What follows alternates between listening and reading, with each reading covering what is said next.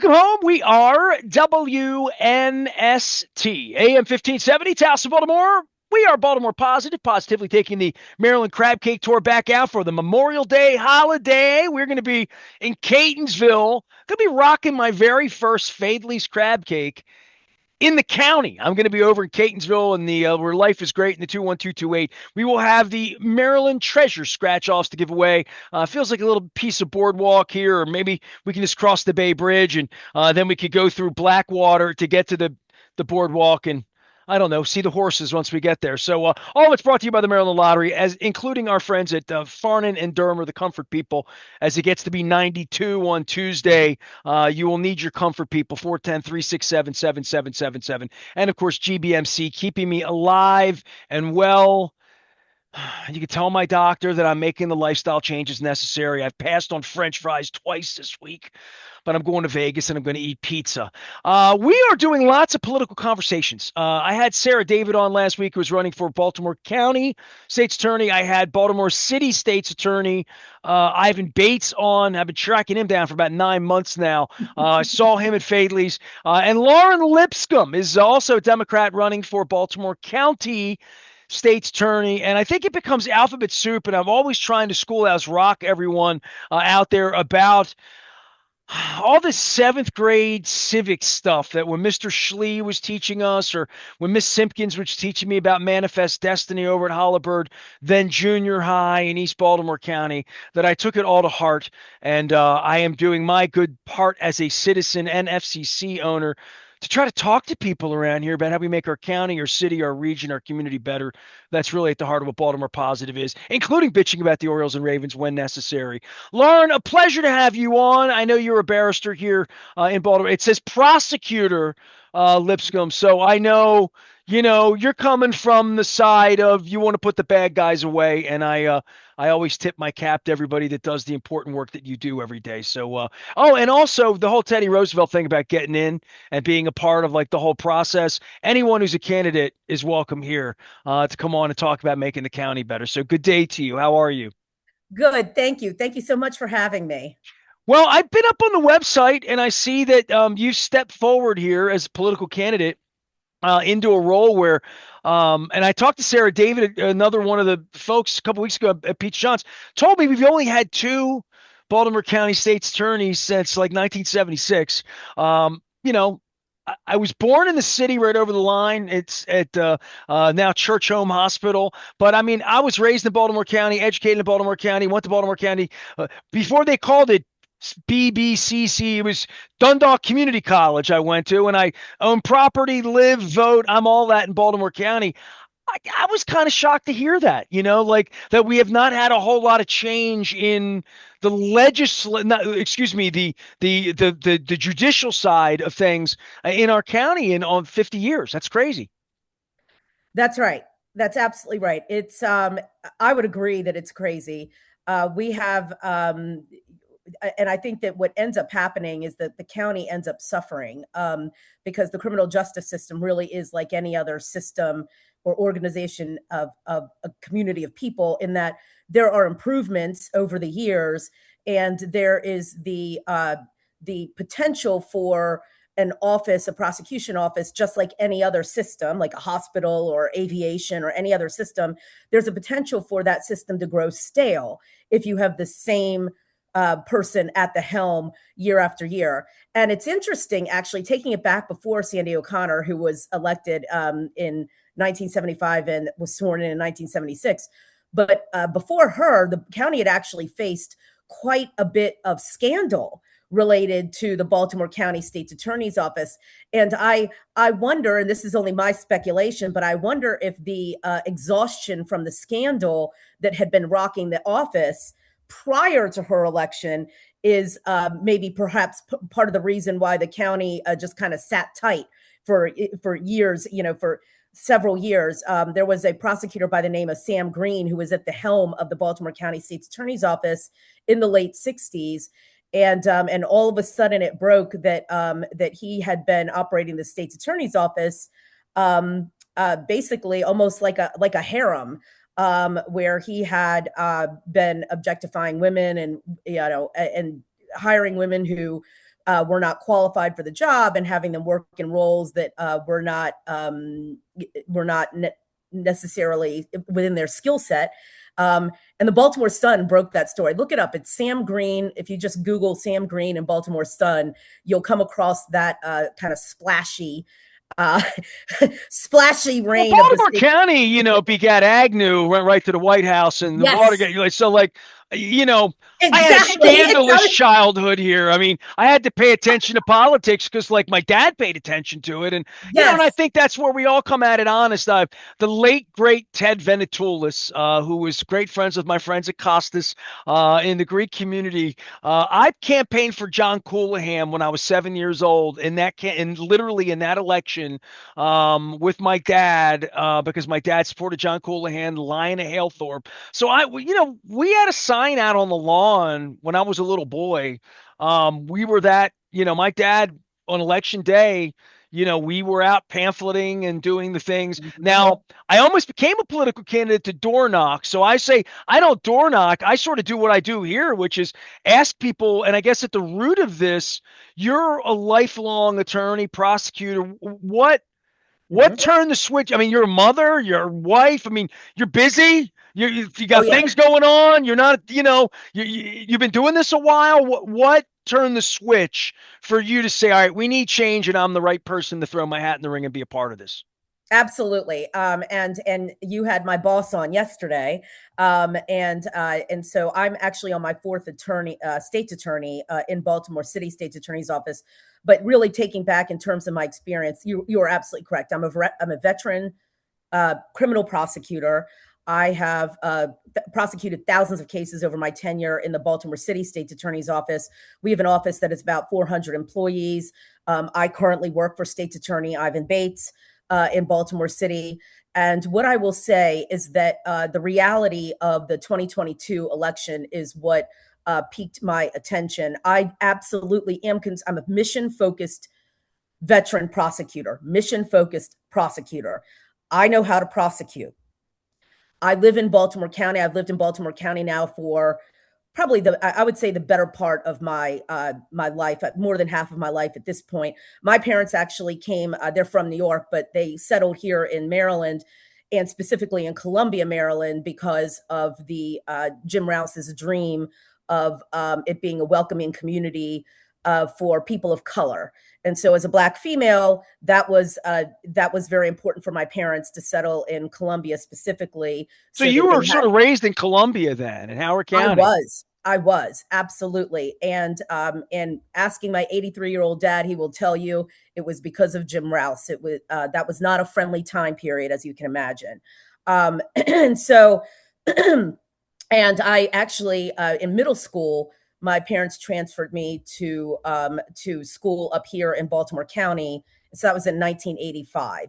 And so at this point, I would say that, again, the better part of my life has been spent, coming or going from Baltimore County or living in Baltimore County.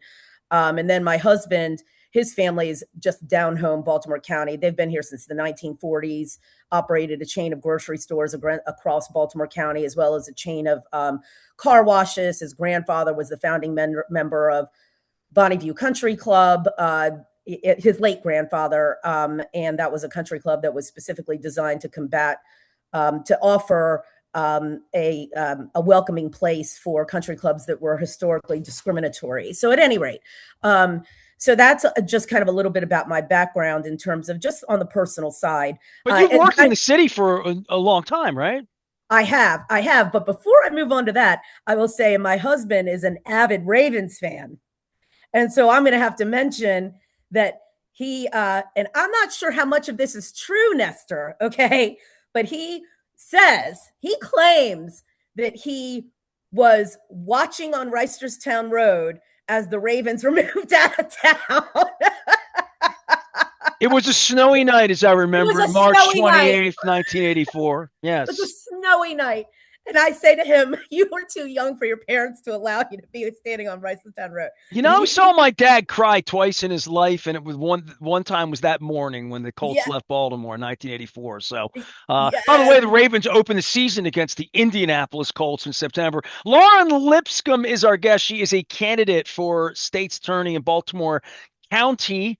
I always say county because I'm from the county, but county. And as I do these political pieces, I had Robbie Leonard on. I've had Robbie on many times lately as the DNC rep here and talking about fixing the party against fascism. And I spoke to Ivan Bates briefly about Trumpism and where all that is. Um, I have come to the grand conclusion that our citizenship has no idea what's going on with the courts or how to interpret anything that's way above my pay grade in regard to readings, in regard to um, who these people in the Supreme Court are and who made the rules to make them literally unaccountable. When you have a job for life and no one can fire you, you are unaccountable. It's crazy. So, where to find the resource in democracy to go after it? Start there, especially when you can win over checks and balances. So, there have been a lot of things here about Schoolhouse Rock and the things that Mr. Schlee taught me in seventh grade about civics, and Mr. Moeller taught me. Don Moeller taught me as my crazy uncle and guidance counselor and 42-year friendship that when I talk to real lawyers, I don't know what's happening here, and I know you're down in the weeds and prosecuting in the city and doing all of these things, but I think people that went to law school and studied this ish are having a hard time understanding what's happening foundationally with the country and how politicized our courts have become. Right. And what I will say is that that is something that permeates, I think, that permeates all levels of government. It is incredibly important to have watchdogs. It's incredibly important to make sure that there is accountability. And it starts with, I think that there's a little bit of fatigue amongst voters. And the fatigue, I think, is driven by the lack of uh, by their perceived lack of options related to candidates to vote for, whether that's true or not, but at least it's perceived that there are a lack of options. And kind of circling back to the question that you posed minutes ago in terms of why I'm throwing my name in that race, that's why, because I do feel as though it is important to go ahead and not just talk about it, but go ahead and do something. You're right. I am a veteran prosecutor. I know what I'm doing. The top prosecutor of Baltimore County State's attorney role is not a bake sale job. That is not a job that you hire and fire people according to how nice they are. You want a fighter. You want a person who understands how to prosecute. You want a person who understands how to manage, and you want a person who understands how to lead. Those are the three ingredients. You go to GBMC, you go to Hopkins, you go to any hospital system, you look at the bio of their CEO, you're going to find that those CEOs boast those three ingredients. The reason why that matters, the state's attorney's office is an agency. This Baltimore County State's Attorney's Office has 140 staff members. Last year in Baltimore County, there were over 50,000 criminal incidents. All you have to do is go to the Baltimore County Police Department's website. Go to the dashboard. Go to their dashboard. Between January 1st, 2025 and December 31st, 2025. 50,000 crimes. Over 50,000 140 prosecutors, correct? That's right. That's right. And so this job is not a job. It's not about visions and political word salad. And this is something I want to do for my resume. You want a fighter. You want someone who understands crime, because the state prosecutor's office does not prosecute street crime. That has nothing to do with carjackings, murders, thefts, school violence. The more I go through this campaign, I have become increasingly upset. And the reason why I've become increasingly upset is because our community is suffering. We need a state's attorney who is awake and who understands the changing dynamics of crime in the Baltimore region. And if anyone thinks that being a city prosecutor doesn't prepare you for running the county state's attorney's office, they are dead wrong. The reason they are wrong is because you cannot talk about crime in Baltimore without talking about Baltimore City. You cannot. And if you do, you're not understanding crime. Crime is regional. and partnerships and collaboration between regional state's attorneys, regional police departments, as well as jurisdictional levels. That is key. That is critical. And my experience, not only of being a city prosecutor, and I've been in administration and I've been a manager for the better part of the last 10 years. There's a reason why I've survived 4 state's attorneys in the Baltimore City State's Attorney's Office. I know what I'm doing. I understand crime. I understand how to prosecute. I understand how to lead. I understand how to manage. That does not mean that things in an agency are going to go perfectly, day to day. However, what I will do is I will always try my best. I will always be primarily focused with the victims of crime, and I will be concerned about the safety of our community. That will be my day to day. You're right. I'm a mother. I've got 2 boys. I've got a teenager. I've got an 11-year-old. I am concerned about their safety. I am concerned about the personal safety of everyone in Baltimore County. We have a state's attorney right now that is asleep at the wheel. I have nothing negative to say, but is asleep at the wheel. I see signs. So do voters. That's why we had in 2022 an election that got as close as 2,000 votes. Voters see the same thing. There are allegations of weaponizing the state's attorney's office and the police department against citizens. That's unacceptable. But then there are issues that citizens wouldn't necessarily see in terms of crime creeping up, perceived and actual crime. That needs to be addressed. You need strategies, and it needs to be those strategies need to be congruent with present day prosecution techniques. On the same token, those prosecution, we need to be tough but fair. I created the conviction integrity program in Baltimore City. I have led and factually exonerated 14 men who were convicted of murders that they did not commit. I did. 14 men have been released from prison after I made a determination that they were factually exonerated. That's being fair. You can be tough and fair. They are not separate. You can be tough and fair. It is inappropriate to weaponize the criminal justice system, but you need to be held accountable if you victimize members of our community. What we have right now is we've got to move from asleep at the wheel, but we cannot afford amateur hour. We cannot. We cannot. Less than 1 year of criminal prosecution experience will not cut it. That is going to absolutely put the citizens of Baltimore County at risk. The end. And I cannot stand by. I watched a little girl, her head was being kicked in at the bus stop in Dumbarton a couple weeks back. Those are the kinds of things that I can't unsee as a prosecutor because I'm a mission-focused prosecutor. My heart breaks for that little girl's mother, the families. I am hearing now from parents all over Towson are reaching out to me. I'm a city prosecutor, are reaching out to me for help on how to handle the violence in these schools. So, school violence is one thing. By the way, Lauren Lipscomb's here. If you're listening, she is a candidate for state's attorney in Baltimore County. Now, Scott Schellenberger's been in that seat for a long time. The notion that the county and the city, from a policing standpoint, from a crime standpoint, not necessarily from taxes or schools or the things that might be separate, but it would seem to me that if I can get away with the crime over there, I'm going to go over there and commit the crime. Yes. That's how, as a citizen, I'm interpreting what you're saying. Look, man, there's Absolutely. fear mongering.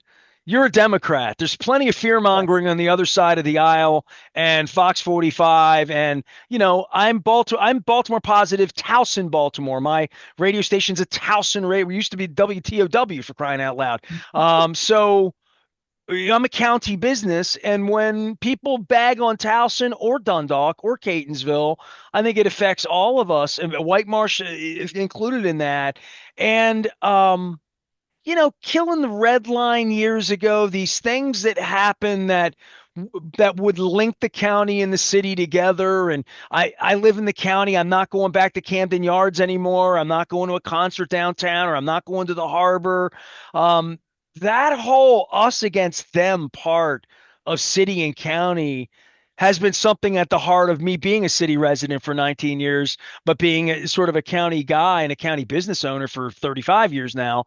That I've never understood that, but as you run as county citizen, city prosecutor, for a county role, what is it about what you're seeing? You say asleep at the wheel. I'm just in a general sense. That little girl getting her head kicked in, you're feeling like the people that did that aren't going to pay, or are not going to serve justice for that. That is your biggest concern. Well, what I will say is that there are strategies related to how to handle situations like that. You've got not only the juvenile justice system, which is has got, I think, very, very well publicized issues that are very complex and will take multiple stakeholders coming to the table to grapple with how to improve the juvenile justice system. That is not one person, that is an entire system. Not one person can change that entire system.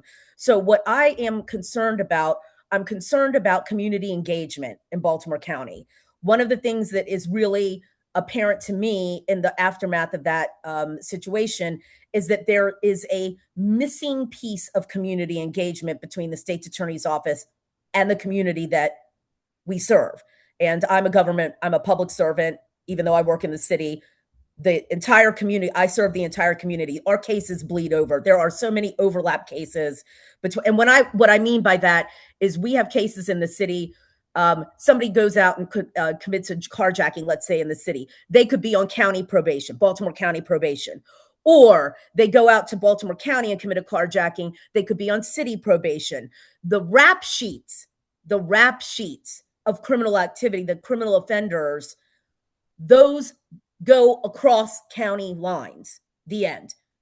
The end. And you're right. This kind of us against them, we got to get away from that. We have got to get away from that. We have to have a regional approach to fighting crime, a regional approach, because there is no criminal, and I like to say people who choose to commit crimes. There is no person who's choosing to commit crimes that is going to stop their carjacking that they're in the middle of at the county line. That's not happening. It's just not happening. There's no paying attention to those kinds of boundaries in terms of criminal activity. And so it is very important for there to be a regional approach. But kind of circling all the way back to your question about whether or not those individuals would be held accountable, well, it's been in the news that there are individuals who have begun to be held accountable by being charged. And that is fine. That is a step in the right direction. However, if I am being reached out to by community members related to what is bubbling below the surface, which is an avoidance of listening to parents who have been warning that something like that was going to happen. If we have a culture where we're ignoring warnings about the safety of a child at school, we've got to fix it. And so community engagement is a weak area that I'm seeing. State's Attorney Bates, our office in the city, that is a strong area, community engagement. Our office is out in the community all the time. We need to be engaged. It is not good enough for the state's attorney to do a vanity tour around Baltimore County simply to take pictures of oneself standing with community members. That seems to be a thing in Baltimore County. That's not good enough. Engaging with the community means that you have a formal community engagement operation within the state's attorney's office where you regularly go out and interface with the community and learn what the concerns are, learn what the issues are, so that you can be a partner in combating those issues. Not all solutions involve incarceration.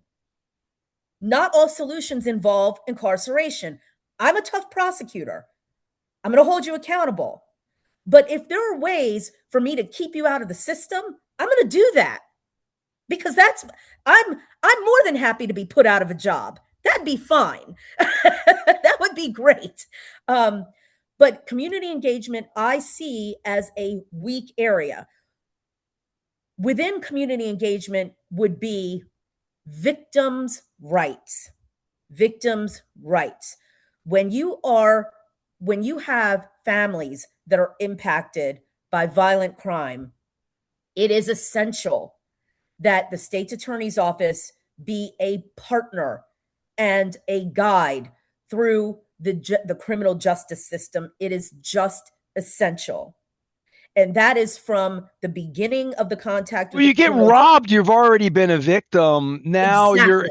you're now involved in all the red tape. It's kind of like when you get your car hit Yes. and somebody hits you, your car's still going to the shop, you still need a rental car, you still need a doctor, like all of those things that, we feel, but to be a victim of crime, to be carjacked, and then to feel like the cops aren't helping, the police aren't helping, I'm not going to get justice. Who did this to me? Why are they on the street? What was their record? How did they get let out of jail the first time? How old are they? The kid's 16, they're not going to do anything to him. Where are his parents? Like that's just the outrage that citizen Nestor has. Absolutely. To make you a candidate, I would say you know how to prosecute. Mm-hmm. That's You said that a couple of times, and it's obviously a big part of your candidacy in Baltimore County. What does that mean? Like, bring me in on that Absolutely. over a cup of coffee. You know how to Yeah, of course. prosecute, and it feels like you feel like somebody in Baltimore County doing your job might be letting someone that commits that crime against me, my wife, my son, my daughter-in-law, all Baltimore County residents, that they're going to get away with it because something's going to go wrong in the prosecutorial process. Right, exactly. And so I like to, because I'm a trial attorney. I'm a prosecutor, which means that I've tried dozens of jury trials, but I've tried hundreds of bench trials, and we're in the thousands when we're talking about litigating hearings. What that means is day to day, I can pick up a case. I've just handled a couple of cases, even though I'm a supervisor. By the time you get up to the administration and supervisory role, you handle day to day cases less and less. Does that make sense? Sure. Just because you're more in management, you're more administrative, you're, like getting the trains running on time, that kind of a thing behind the scenes. However, the ability to actually do things like I can answer the phone at the state's attorney's office. I can do that. If I'm passing by the the receptionist desk, I can answer the phone and I know exactly where to send somebody. Being able to actually do the day-to-day operations, I can pick up a case, walk into court, I can try that case, no problem. I know most of the elements of each crime off the top of my head. I know most of the maximum sentences off the top of my head. I know how to calculate guidelines. I know how to prosecute a carjacking case. I know how to prosecute a homicide case. I know how to prosecute an attempted murder case. I know how to prosecute. What that means is I know how to, from investigation to charging to trying the case to post trial, I can do whatever you've got. You can throw whatever you've got at me. I personally can do it. That's my experience level. What I like to do is I like to draw parallels to the medical field. So we all hate cancer. We all wish cancer would go away. I certainly do. I mean, no one wants to lose anyone to cancer. It does not work for me to say, I hate cancer so much. That means I should be an oncologist tomorrow, that I need to go weigh in on an oncology plan, or I need to run an oncology department. I can hate cancer all I want, but that doesn't make me the best qualified person to treat a cancer patient, nor to run an oncology department. I'm not going to run a cancer department, right? I don't have the skill set. There's no difference when you're talking about prosecution. So when you look at even the races across the state, you're going to hear more and more and more about experience, because this is not a straight politician job. This is not like running for county council. It's not like running for county executive, where it's just kind of this amorphous politician job. That's not it. You're electing someone to run an agency of people that is tasked with prosecuting crime. State prosecutor's office has 10 people. Baltimore County State's Attorney's Office has 140. You need to know what on earth you're doing. You also need to make sure that not only do you know what you're doing, that your chops, your experience level, your expertise is enough to ensure the stability of that office. Because if you don't have a stable prosecution office, if you don't have a stable leader, those experienced prosecutors are going to leave the office. They're not going to work for someone without experience. What does that happen to grandma going to Trader Joe's and whether or not she gets carjacked? Right? The police make the arrest. We come in. We're the ones that we've got to charge them. We've got to figure out whether or not we can charge them. And we got to know what we're doing. Well, you need confidence in that top prosecutor. You need confidence in the Baltimore County State's attorney, the top prosecutor, because that impacts internally the morale and the level of experience and expertise that you're going to have working for you. And if you don't have experienced prosecutors working for you, guess what? You're going to have a rising crime rate. It's going to happen. How long have you worked in the city? By the way, Lauren Lipscomb's here. You said you've worked through several state's attorneys in the Cool. city. Four. So Mhm. that would be Mosby, correct? Like through the whole era of all of that, correct? Yep. So I was hired by Patricia Jessamy. Wow. Uh, I know. Yes, I was. Yes. Um, I started as a law clerk back in 2003. I was sworn as an ASA once I passed the bar in 2005. I passed the bar in 2004, and then I was sworn in as an ASA in 2005. And yes, I worked under Patricia Jessamy, worked my way up, and I actually have left the office twice, but they have dragged me back in. Well, you're trying to drag yourself into politics now. Lauren I Lipscomb's our know. guest here. So just to wrap things up with you, and obviously Yes, you win a primary. Um, just the importance of getting people registered to vote, to get out yes, and vote.